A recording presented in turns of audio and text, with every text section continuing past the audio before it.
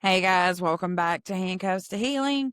I'm here again with my other fluffy favorite CEO, Mr. J. Kelly.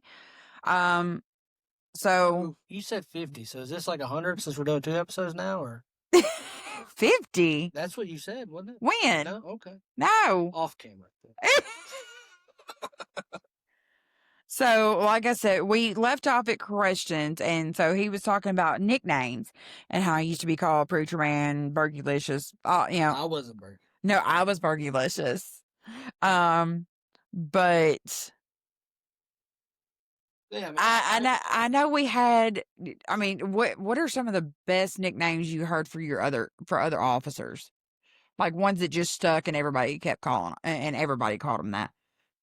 one dude, and once again, I'm trying not to say names. They called him Shrek, and it was like perfect. I'll show you who I'm talking about. You may not know it's all because he worked the floor more than anything. Well, you got to think because I'm old. I was actually still partying with some of the people that was working with you as you were a kid, but I'd already partied with them or whatever. That's just like Roth and all them. I knew them way before. He just went back Did he? as a deputy. Oh, that's awful. Yeah, they called him Shrek, and it was perfect because he had the big nose and just like mason jar head, like he looked like Shrek. That one was funny. I've got so many other names for that. Those are stories I can't. Those are stories I'm not going to tell on here. Him and another guy hated my guts whenever I first went back because they were in line to go to booking.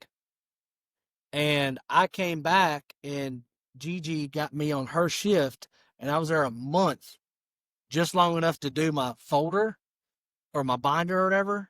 And they put me with him. And he's like, all right, I'm so and so. I was like, going to teach you a couple things. And Atlee was like, no, I'm putting him with you so you can learn a couple things. So, but anyways, yeah, him and another guy were next in line to train in booking, and they were already short male COs. And so I was there for a month, got done with him, finished my binder, like I said. Oh, I know y'all and were went straight short to on male booking. COs because when I worked over, I would, even though they didn't want me to, I would go help on the male floors Yeah. and things like that. Or, I would have to work booking or classification. That way they could put y'all upstairs for, a couple hours while they did counting, Yeah. stuff like that. They were so short-handed. There were points I would be working Tower 1 floor, Delta and Alpha Male, Mm-hmm. and doing booking and intake. Mm-hmm. It was that bad. There were days that I worked booking and releasing, so I would have to go back and forth. Yeah. Because there was 2 separate desks at that time. As a releasing officer, did you do citations or did you make booking do it? Let booking do it. Oh my goodness. You can easily book them in right there because for anybody that doesn't know, I mean that depends on how busy we were. Yeah. Now I would go over to booking, yeah, and help, but I would never bring a citation over to releasing. yeah. Or You could book them in and just be like, hey, they're booked in. They just need a fingerprint picture. Oh yeah, there was Yeah. times I did that. Well, depending on who the booking officer was too. Releasing refused to do it. It depended on who the booking officer was. First of all, because Tiny was ours. That was another one that was funny because he was not tiny. Yeah. He was like me and you put together. Yeah. But for anybody that does, like, I understand you probably don't get it. When a citation come in, we'd get the call and booking, and we're supposed to drop everything we're doing and book the citation. Especially on night shift. Yeah, drop everything we're doing and do the citation. And I mean, even though you could have went to warrants between 8 and 4 and been out in like 15 minutes. They'd come 6 o'clock in the morning before they had court. Yeah. So. And there were times I'd tell them go to court, come back right after court. Yeah. And we'll do it then because then it still technically counts. Yeah. So I know we had one officer who became sergeant, lieutenant, whatever, who got named Caillou. Can you guess? I'm not sure I know what Caillou is. Caillou was a show on PBS, short little bald-headed kid with a lisp, like a toddler. My best friend? Yes. Yeah. You know what I called him? You know what I called it? Krillin. Did you ever watch Dragon Ball Z back in the day? No, I wasn't. Look, I'm not an anime person. Let me show you. And I'm sorry y'all can't see, but Oh, I mean, you can show it. I haven't actually talked. I haven't talked to him since I left. I had a picture one time, and I put the little 6 dots on his forehead. That's hilarious. I don't want to say his name, but everybody watching or listening, like once you see this, you know exactly who I'm talking about. Look, you're gonna have to get it up there. Look, I don't think it's going to. Look up Krillin from Dragon Ball Z. You'll know exactly who I'm talking about. Yeah, so short, bald, and just always looking yeah, pissed so off. it was Caillou, Krillin. Of course, he got called Little Killman. That's another name I don't like. Let's see. Shit thrower professional. What were some other good nicknames that come across? I mean, Gigi, everybody called her Booty. yeah. Which I mean, and that's one that I think started with an officer. It followed through. There was Tiny. Screw it. I'll say his name, Riker. What was one for him? Oof. He just stunk. People called him Roach. Yeah. Because he had roaches. Like he would come to work and they'd be like crawling off of him. Ew. Yeah. Ew. Like this dude was like, no, I'm not going to talk bad too much because I can't afford a lawyer. But I mean, and one that I mean, he stunk bad. Oh yeah. Bad. Oh yeah. Well, I mean, him and the older guy on that shift always smoking 2-pack a day. He smelled like an ashtray. Yeah. Mixed with BO. Yeah. I'm talking like good nicknames. Like, I mean, I know for me in Meadows, like one of our biggest ones was Mama. Like we had people that were older than us that would still call us Mama because we took care of them. But yeah, I know for some of, I know one of my kids that still work there, they call him Mr. Sassy or Officer Sassy Pants because, well, one, he's gay, two, he's, he'll just give you that kind of attitude like, yeah, this is how we're doing it. I don't care. But yeah, no, Tara, I want a list. So, and then her last question is, what was some of the things that y'all thought about when you found out what our charges were? So my big thing was, unless I was working booking or classification and I had to know your charges, if I was working a floor, I did not purposely seek out to see your charges because I didn't want to look at anybody differently. Well, you weren't supposed to. Yeah. The only people that you're supposed to know what their charges were was 1D. Yeah. And with me working Tower 1, and now that's 3C, those pods have changed. It's upstairs now, so the whole is now 1C. 3C is now that pod. Cholo pod. Special needs. Okay. Special needs pod. Edit that out. No, you have no idea how many times I had to break the guys from using that term. Yeah. Because it's not just that. Yeah, but special needs pod. It was just a segregated pod. People with special charges. It was a segregated pod to keep people alive because if they would have went to general population, but now you would have got more cred for taking one of them out than you would an officer. And now I will say though, I'm being completely honest and transparent here. It's not that I wasn't fair to that pod, but let's just say I went by the book. Yeah. With that pod, I would do my trash bag rounds. I'd go in there. I had the whole spiel. Like to this day, I can still do it word for word. I'd go in door to door with a black trash bag. I'd go through, close every door, lock them all down. Not the inmates. I would just shut the doors where they couldn't run in there. And I'd have the keys and I'd go first door, 101, go in. I mean, I wouldn't flip their shit, but just anything that was obvious. Anything that was in plain sight. Yeah. I'm talking anything, empty bottles, ramen wrappers, the little powder for the ramen all the wrappers. trash, all the empty deodorant containers, Everything. the paper towel rolls. And they would usually just have the bottles, like use them for water bottles stuff. I didn't care. It wasn't supposed to be in there. And Right. food that they didn't eat at chow time, they'd keep their bananas up in the Mhm. window, all that stuff. I'd take all of it. And they'd be like, man, CO, what you doing, man? That's my orange. I was going to eat that. Which the second time I went there, they didn't have fruit because they didn't have too much fruit because they would make hooch and all that stuff with it. But Oh, they found ways. I'd go through and I'd tell them, I was like, look, this is chow. This is supposed to be eaten at the designated chow time. If it's not eaten at the designated chow time, it becomes it is to be thrown away. It is not thrown away. Take it to your cell.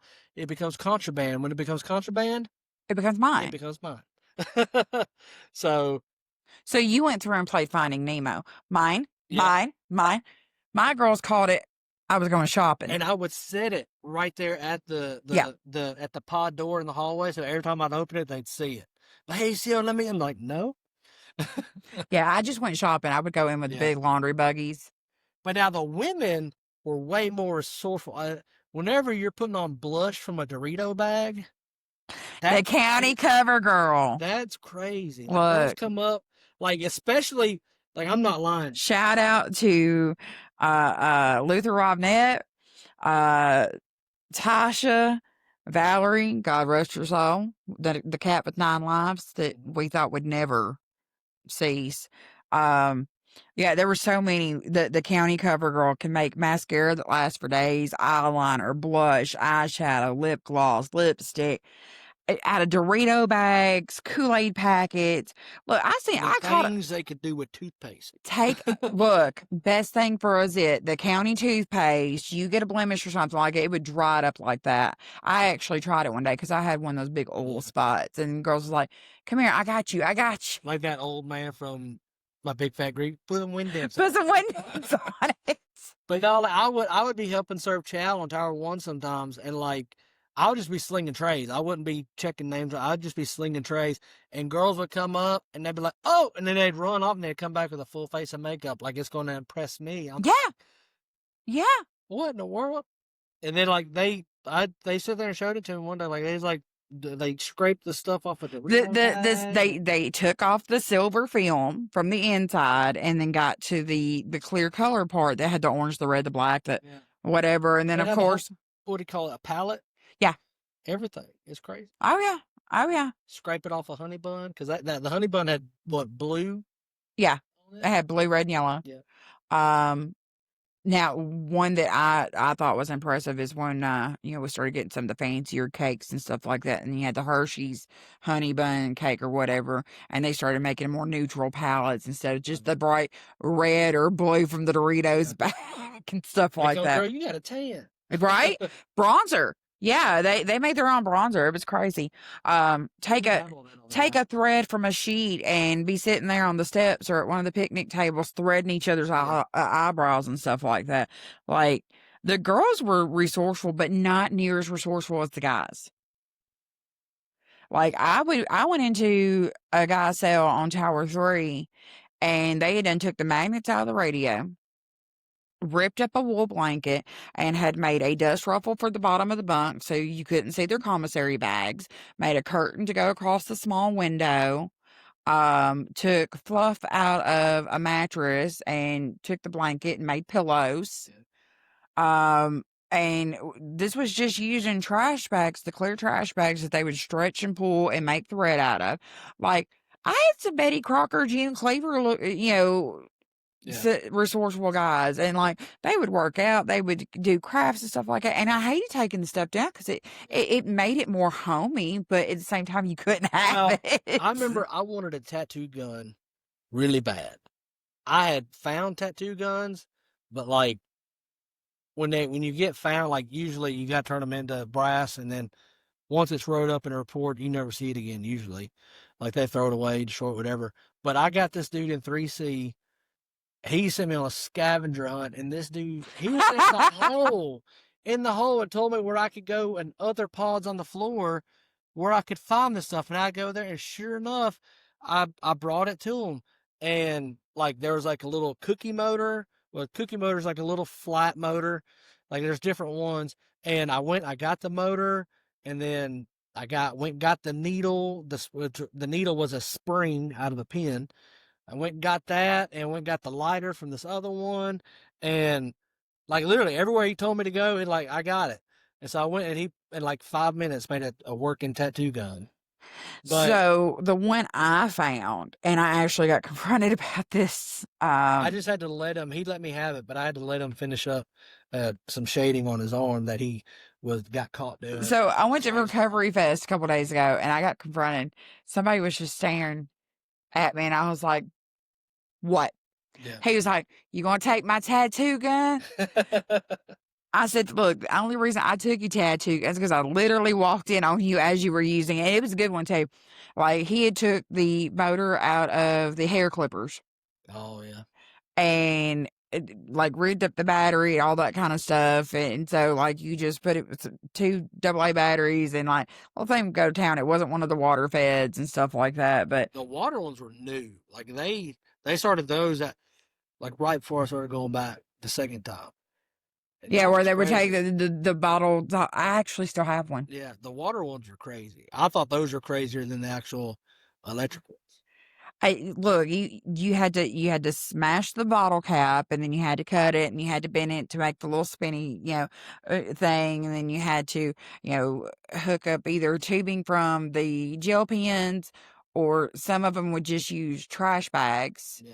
and tie it to the faucet and You know, fill the trash bag. well, you finish your story, then I'll go down the lane I was about to go down. Oh, you go No, ahead. I mean, I would tell people all the time. I was like, look at this crap you're doing. Like, this is engineering. Do this outside. Like, you're resourceful. You're smart. Why do you yeah, keep coming to jail? yeah. Like, you're your own worst enemy. Like, but I'll do the same thing. I literally sit there and just I sit there in the door, just watch them. They would like that cigarette in their mouth and everything. I just watch them for a little bit, and then after a while, I was like, all right, it's like I'll let you do it. Like, and I make it. Now that ain't gonna come back on me. But I was like, all right, give it up. Oh, I'll have another one. I was like, I know. I was like, that's why you're giving it to. You probably got another one right now. This is just the one you want me to take. This is just the one I found right now. Yeah. Um, No, you're absolutely right. I mean, the ingenuity and the know-how, and like I will stand on this comment for as long as I live. There is no better businessman than the dope man. Yeah. Like you keep up with your inventory, you keep up with your Jay girl money. say that? No, he hung drywall. Um, but like I mean, there were so many of them that even took some of that money, and so it wasn't dirty money, and put it in stocks, and Yeah. and like they knew the math, they knew the business, like they could market, they could had employees, like the dope man was running pyramid schemes before Mary Kay. Yeah. Yeah.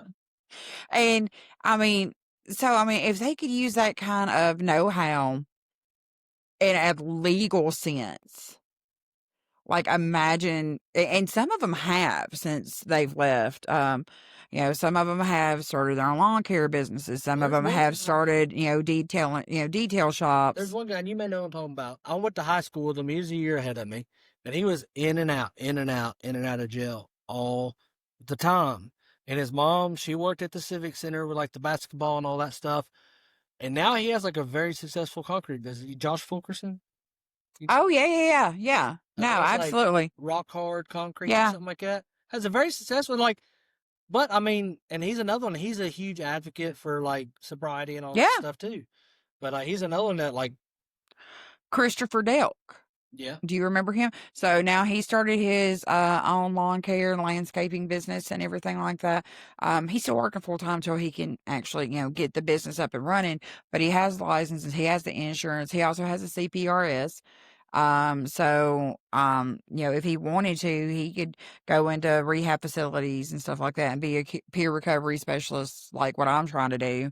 Um, but he's another one, that it just major change from the addiction yeah, to what he could do sober.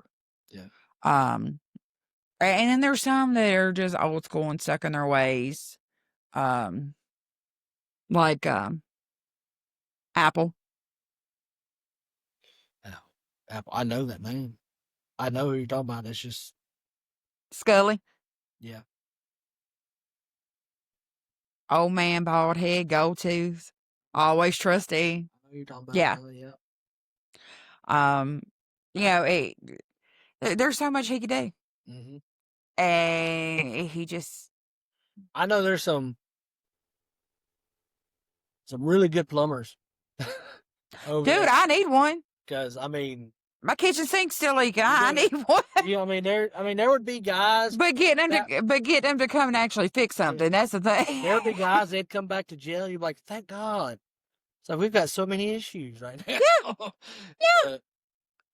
I mean, we've had painters, drywall, like Derek Barnes, rest his soul. And he was actually one of my best friends from elementary and high school. He got me my first detention for fighting. Him and Oshawan Parker. Yeah. They were throwing rocks at me in Ashley clubs. I told them to stop, and this was my first time moving from Hartsville to Gallatin.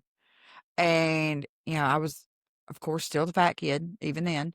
And they were throwing rocks at us, and I got detention for beating them both up. So when Derek was trustee and he saw I was working there, oh no, he started telling everybody how I beat him up. Yeah. And so, but I mean, he was one of those, he could do it all. Plumbing, electrical, whatever it was. If it involved tools and working with his hands, that boy could do it. Yeah. Woodall's another one. Yeah. There's nothing, and when he's not in jail, that's exactly what he's doing. But again, that's a whole thing of going back to the same situations, the same people, the same temptations, and you end up right back. Right back in there. I get it's what is hard routine to break, but at the same time, like, don't you get tired of it? Like, yeah. But I mean, also too, it's like if they come out on paper, they're going to be back. I always tell people, and the system is broken in a lot of ways, and that being one of them. If you go on paper and you don't show up to your PO at a certain time, you don't call in, even if the PO is the one that's slacking or whatever, it's going to fall on you.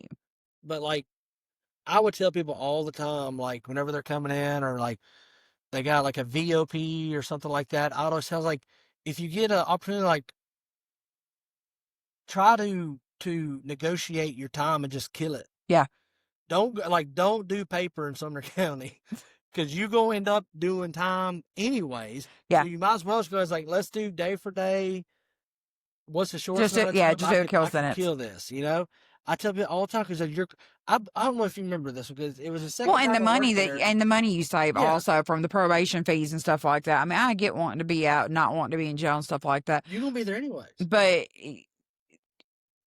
the biggest one, FGA, not going to court, failure to appear. How hard is that? You show up, talk to the judge, done. Don't because if you don't show up to court, you're violating your probation. You're getting another charge. Well, I don't know if you remember this guy or not. I don't know if it ran over on y'all's shift or not, but there's a guy that come in for VOP, and he told me, he's like, man, my PO, he did me wrong, boy, this, that, and the other. And it's like one of those, you're like, I've heard it all, dude. Yeah. Whatever. Like, you're supposed to be here. And then the magistrate came over with his VOP, no bond on it, by the way. And he told me the story, and I didn't believe it until the magistrate brought it over and showed it to me. This guy got violated by his PO. 3 months left on paper, had no prior violations the entire time. I think it was like a 2 or 3 year probation, had no prior violations, and the PO just happened to be running through CAD, I guess doing his monthly thing, and his name came up in CAD 6 months prior. Yeah. He had filled out a witness report for a vehicle accident. Yeah. And he did not tell his PO, and his PO said, your probation, everything, it's all in here in this packet that you got in court. Anytime you come in contact with law enforcement, you notify me. Yeah, and a lot of people don't think about, witness statements and stuff like that because it wasn't on you. Yeah. So they don't think... You didn't break a law. Yeah, you didn't break a law. You didn't violate your probation technically. but you violate that communication between you and your PO because you talk to an officer. Like, I mean, I don't care if you're walking down the street and you see an officer or deputy, whatever, that arrested you at one point in time or something, it could be your neighbor and they work for one of these agencies. Tell your PO. Yeah. Tell your PO because, yeah, it doesn't matter. You came in contact. It's like one of the, like that rule your parents told you. If you gotta ask if you can do it, you probably shouldn't be doing it. Yeah. If you gotta ask, should I tell my PO? Just tell him Yeah. or Just, her, whatever. yeah. But like that guy, I can't remember his name. I hated it for because it was a Friday. He had to sit there and wait till you go to court Monday morning Yeah. and get let out. Like the judge let him out. Like, this is ridiculous. Let him out, but he had to sit there all Dismissed weekend. it and everything. Yeah. Had to Yeah. all weekend. I mean, and the judge just gets so fed up with stuff like that. But I mean, with PSI and community corrections and stuff like that, they have so much on their plate and they're just as short staffed as the jails and everything else. And, the workload's ridiculous. The pay is ridiculous. But, they've got to follow their policy and procedures. That's why, a lot of people thought we were just absolute dicks. But, we had to follow our policy and procedures whether we agreed with them or not. I mean, whether it was common sense and we could just resolve it right there and then, Yeah. it's still something that could have got us rolled up or got us in trouble, which, technically did me because I was serving chow and I left 2 doors open at the same time in old jail. Even though there was no keep separate, things like that, that was my reason to be let go, which, in the end was a retaliatory thing. But I digress. A year later. Yeah. Oh, so I got a cool story for you. Yeah. You remember Ethan Gregory? Yeah. Okay. So you remember he's probably like 100 pounds soaking wet, all that kind of stuff. Now he's probably, almost 200 pounds. Got the prettiest smile you ever seen, married, got a baby, all that kind of stuff. So he's working for TCR. In Shelbyville now, and he's a counselor and stuff like that. He's over a year sober, like doing amazing. He was going to the jail as long as I'd worked there. Yeah. And he was kind of one of those that as soon as we knew he left, it wouldn't be long. Yeah. Okay, so check this out.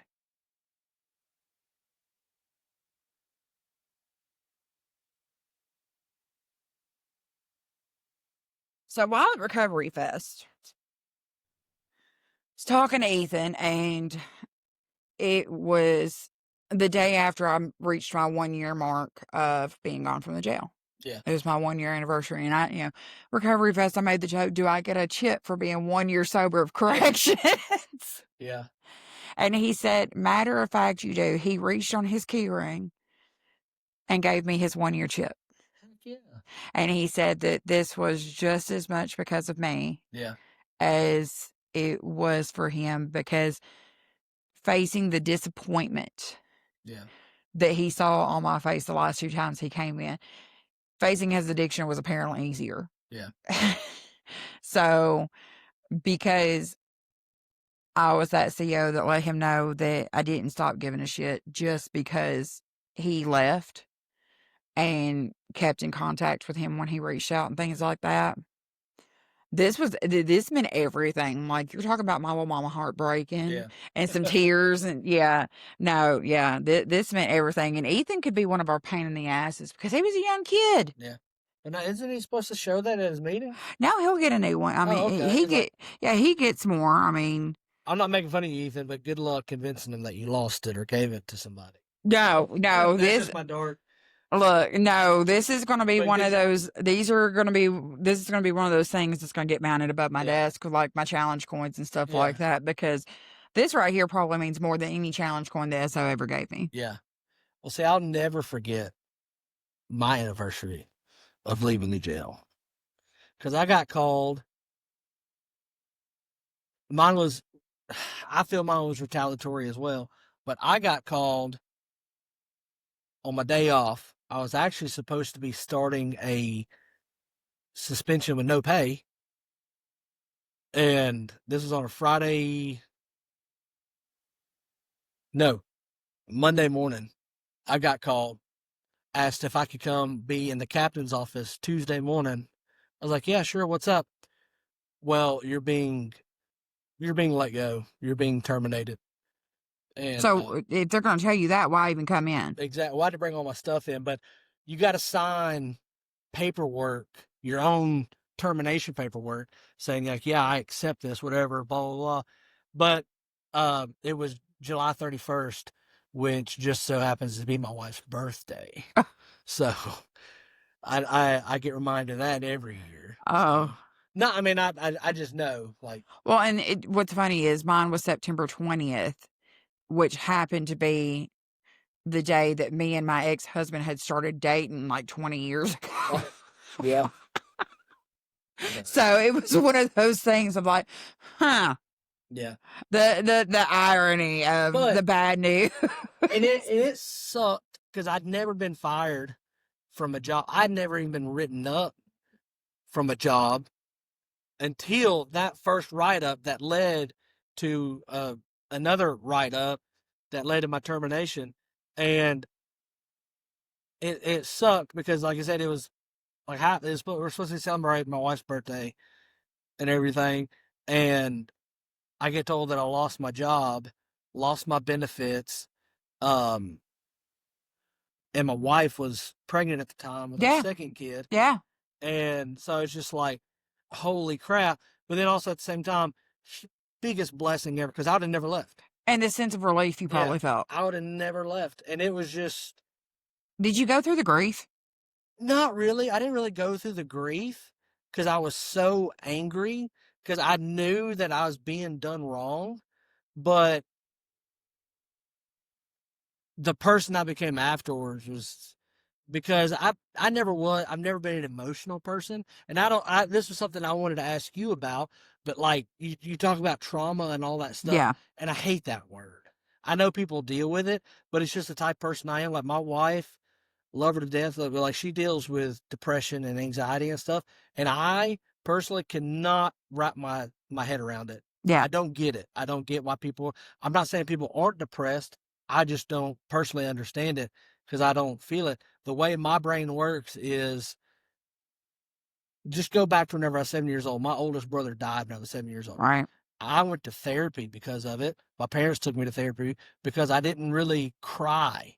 Like they's like, do you and like they're like, do you understand what happened? Like, yeah, my brother died. It was like, how do you feel about that? It's like, well, I'm not going to see him again. There's nothing I can do to change that. Yeah. So like the way my brain works is I don't have time to stop and be sad. Life keeps going. I got to keep going with it. See, I can't stop and shut down. and that's okay.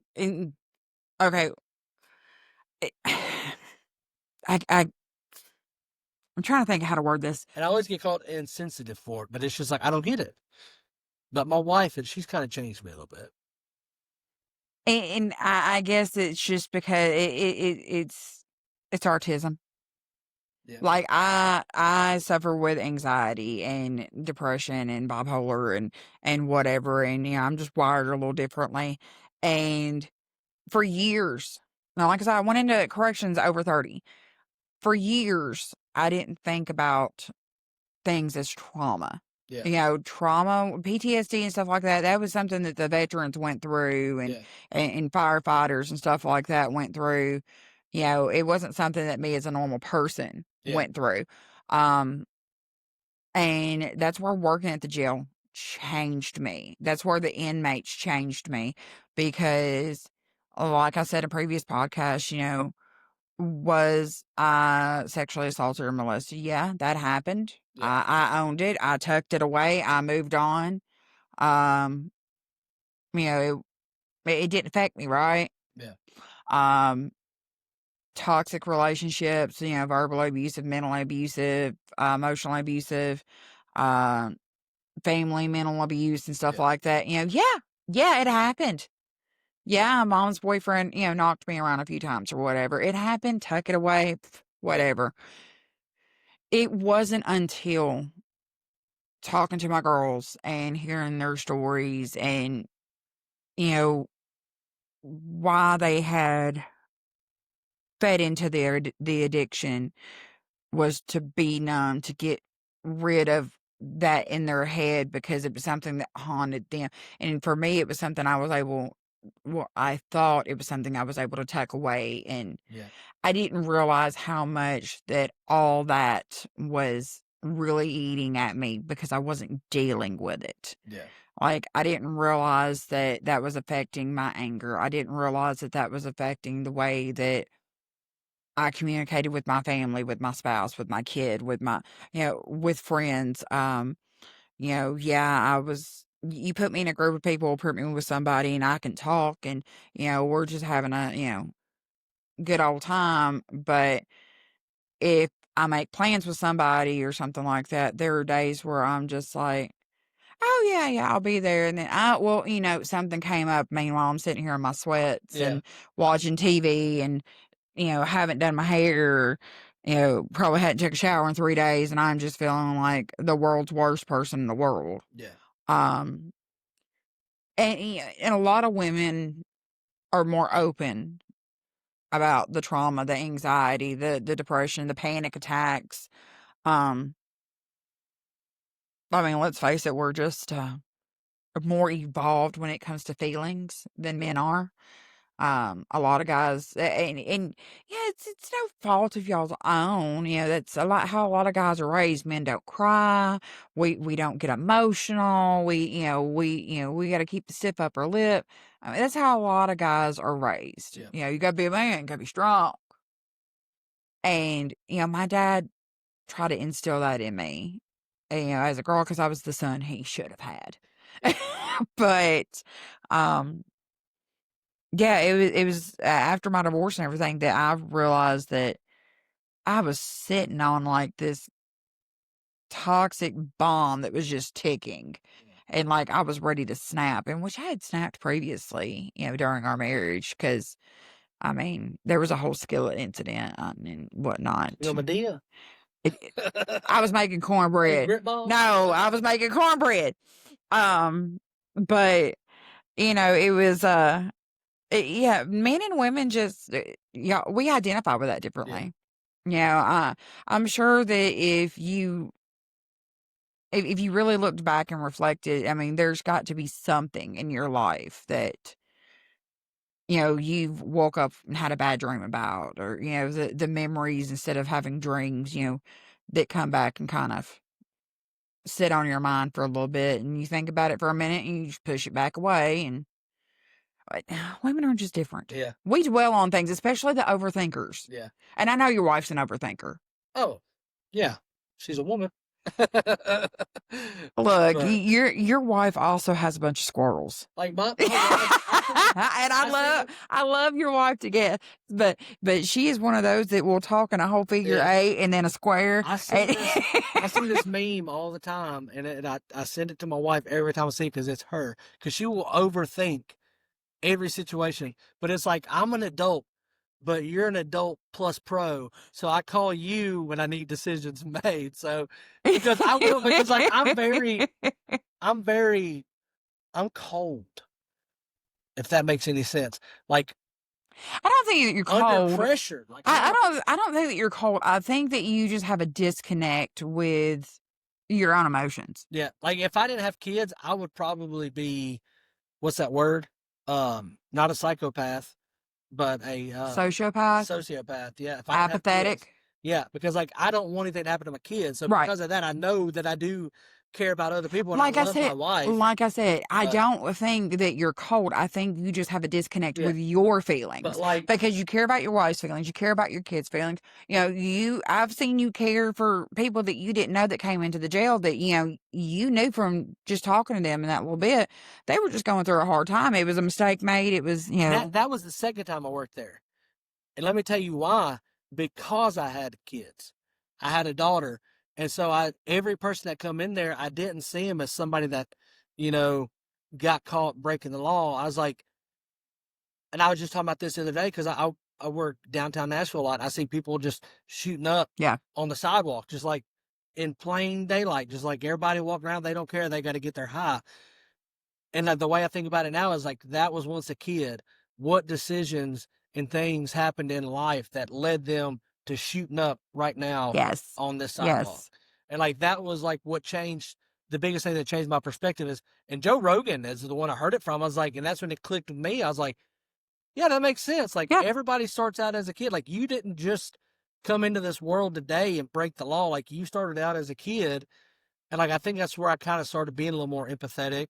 And like you're not just some screw up. Like you're just the way I've done things that could have landed me in your spot. I just didn't get Oh, caught. all day long. So All day long. that's where I kind of looked at it like I could be in your spot. Yeah. I just ain't been caught.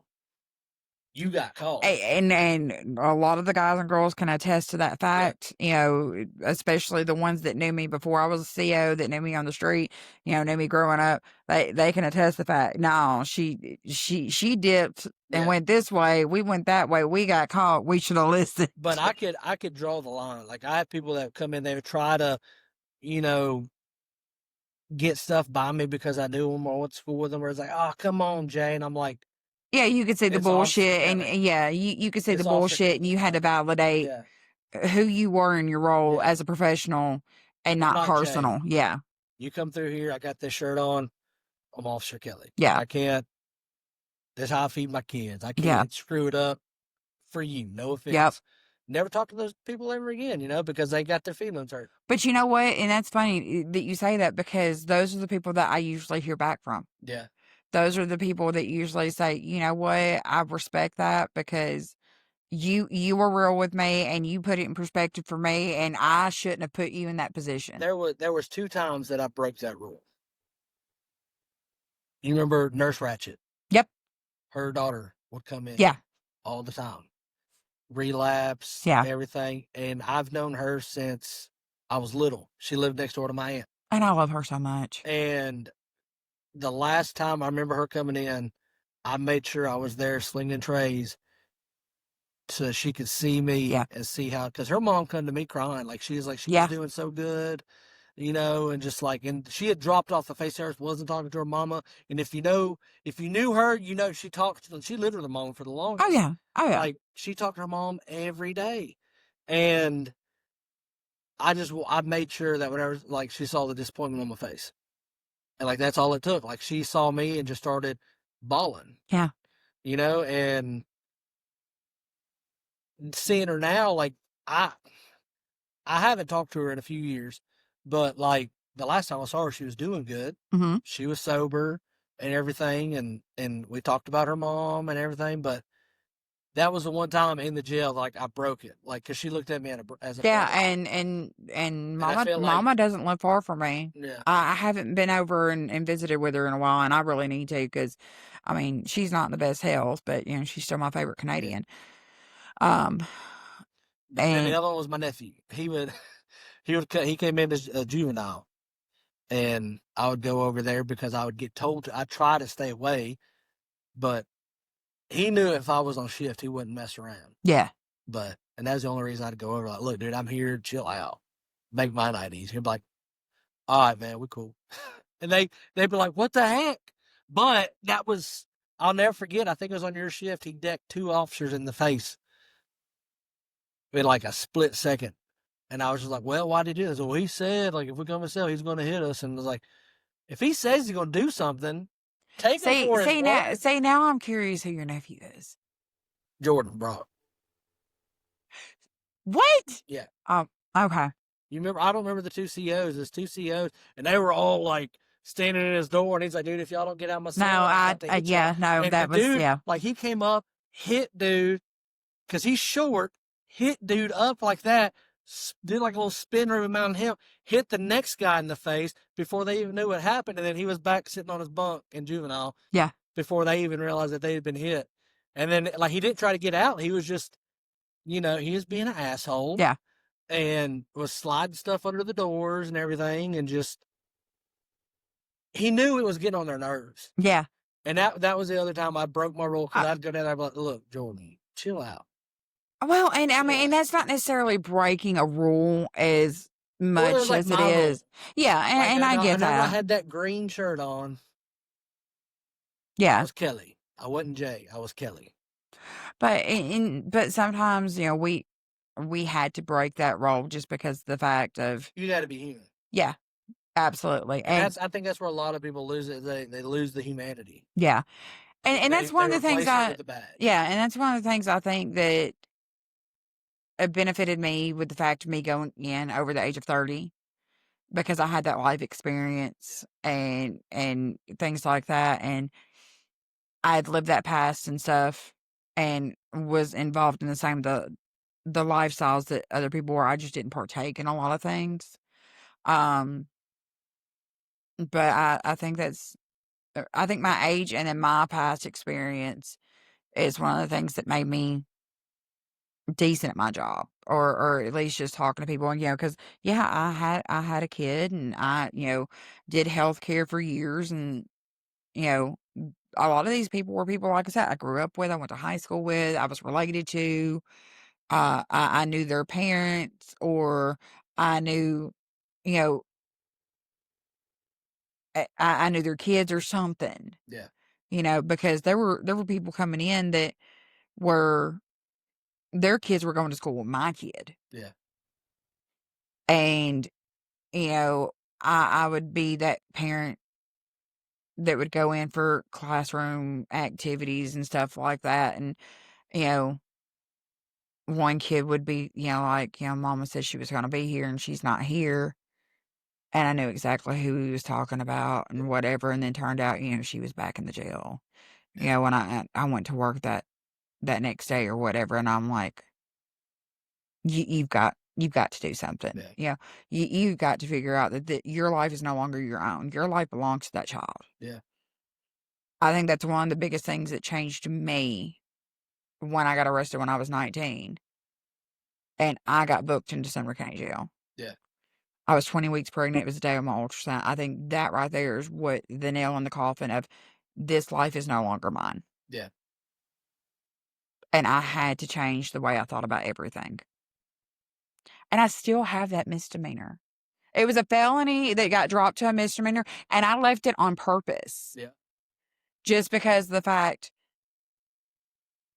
that's the only time I wanted to be in the back of a cop car. Yeah. So that was my reminder. So is there anything that you would, if somebody was to come up to you on the street that was a former inmate, and I know this has happened because it's happened to me, what is something that you would tell them if you knew that they were still struggling with their addictions and their demons and mental health and things like that?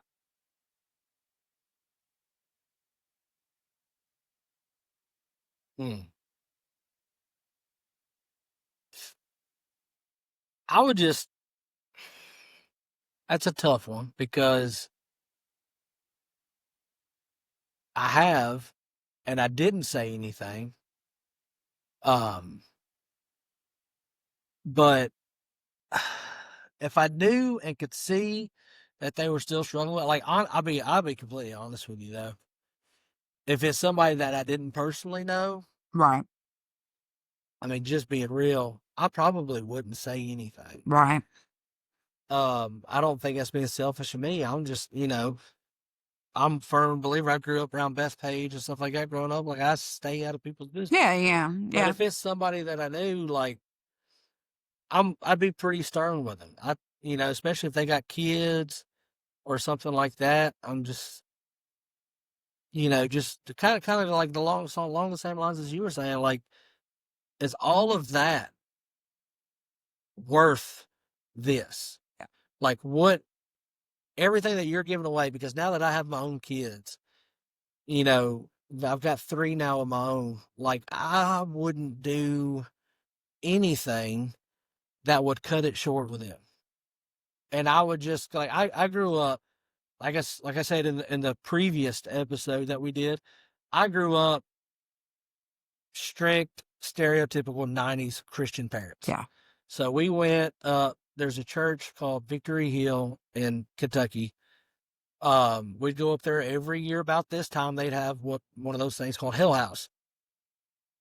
and it would pretty much, it was like a haunted house, but it's like a trail type thing. Part of it was outside. You'd walk up on different scenarios, like a drunk driver or somebody doing drugs, Oh, yeah, I remember and they those. would end Yeah. up, the situation is always end up they died, and there'd be a demon that was like, ha ha ha ha, like I win, like I got your soul, you're going to Yeah. hell, you know. Like I always think back, to stuff like that, and be like, every decision you're making, you're being completely selfish, because every decision you're making that doesn't involve the betterment of your life with those kids is a chance, is a risk, a gamble that you're taking, that you're going to cut it short. Right. Well, it hasn't happened yet. That doesn't mean that it won't happen eventually. Yeah, absolutely. Because one of these days, your ticket's going to get punched. Yeah, So absolutely. I mean, and there are a lot of people that, yeah, I've met over the years that I can say, could be considered victim of circumstance and, yeah, learned behaviors and stuff like that. But at the end of the day, it's a choice. yeah, At the end of the day, it is a choice of what you want versus what is better for you. What is, it's a choice of letting your demons win versus, yeah, doing what's best yeah, for you and your family. Um, and some people just, they weren't taught that. yeah, And some people didn't have that support and didn't, and and so that's a lot of what I'm trying to change now is trying to give people that support system to let them know they're not alone. yeah, If you haven't come to terms with making that change in your life or whatever, or you feel like no one understands your circumstance or whatever, yeah, reach out. Reach out to your pastor, reach out to, your PO, reach out to a former corrections officer you had. Write us an email. I'll try to find the resources or somebody that you can go and talk to and try to get you on that path. Um, because even though we were on opposite sides of the cell door, doesn't mean that we don't understand some of the stuff that y'all went through. Doesn't mean that we haven't went through it or, haven't had family that have went through it. Um, so do you ever get the messages? the messages. Like somebody will find you on social media and send you a message, saying, thanks for being an asshole or, thanks for, treating me like a human being. No. No? I haven't got the messages. I've had people like in public come and talk to me, but no, and for very good reason, because my Facebook is like as private as my Facebook can be. I never did that changing your name around and all that stuff, but Well, I figured it was just pointless because so many people already knew me yeah, around this area. It was just kind of pointless for yeah. me. Well, no, I just kept it very private, and the reason being because the jail administrator, within the first couple weeks working there, you'd get a friend request. And I was a firm believer of keeping my professional, my private life Right. separate.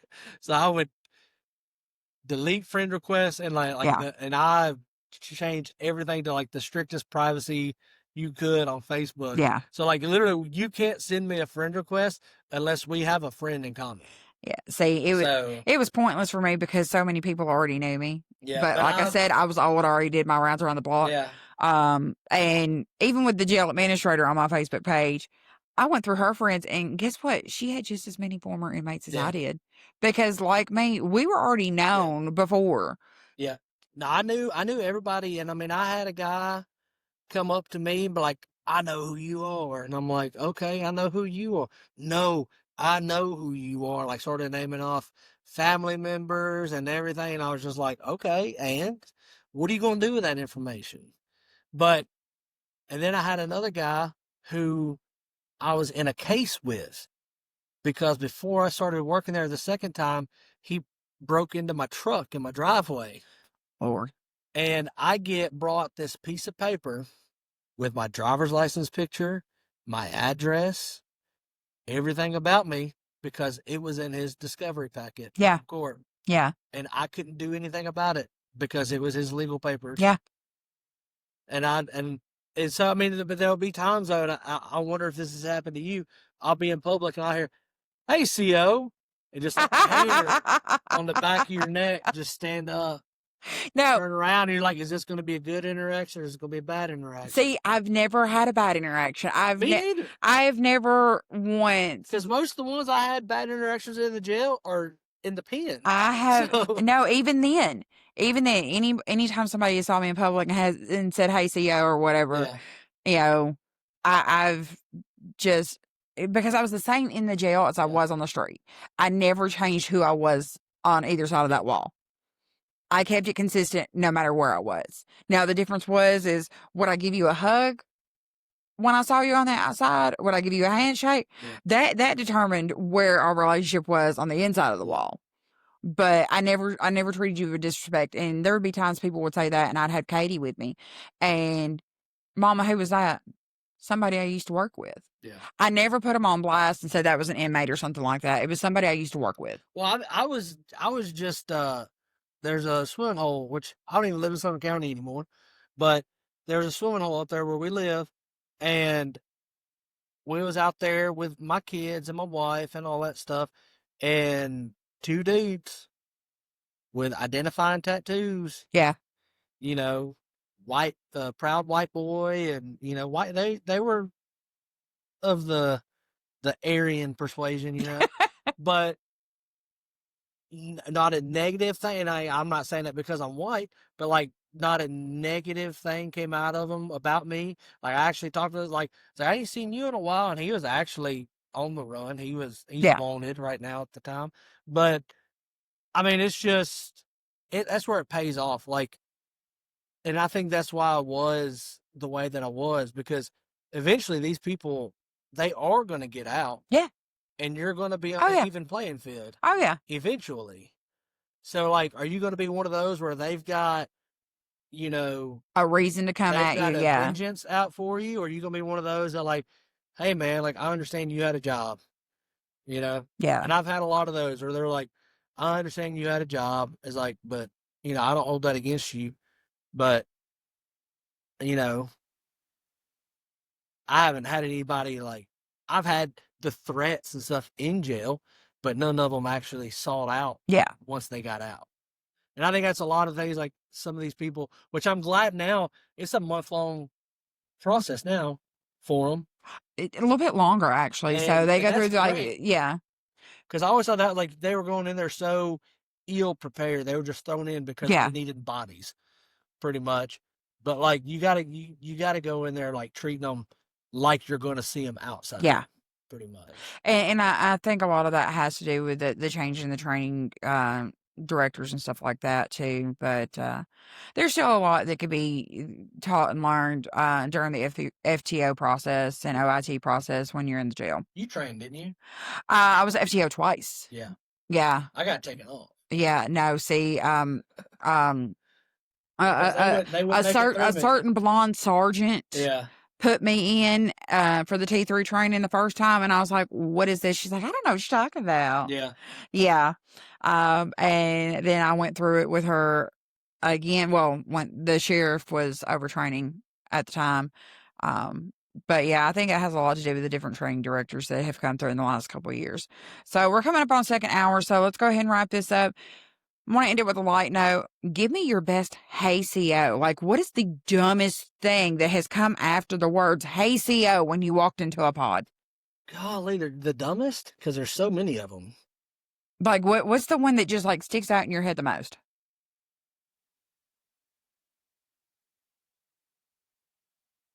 Probably that dude that we were talking about in between. Young Love. Yeah. He said, and he had a very distinct voice. Like, you knew whenever he said it, you didn't have to turn around and be like, yes, Young Love. And he was always doing stupid, goofy shit. Yeah. And he said, hey, CO. And I turned around and he did a backflip off of one of the picnic tables. Yeah. And racked himself on the railing of the stairs.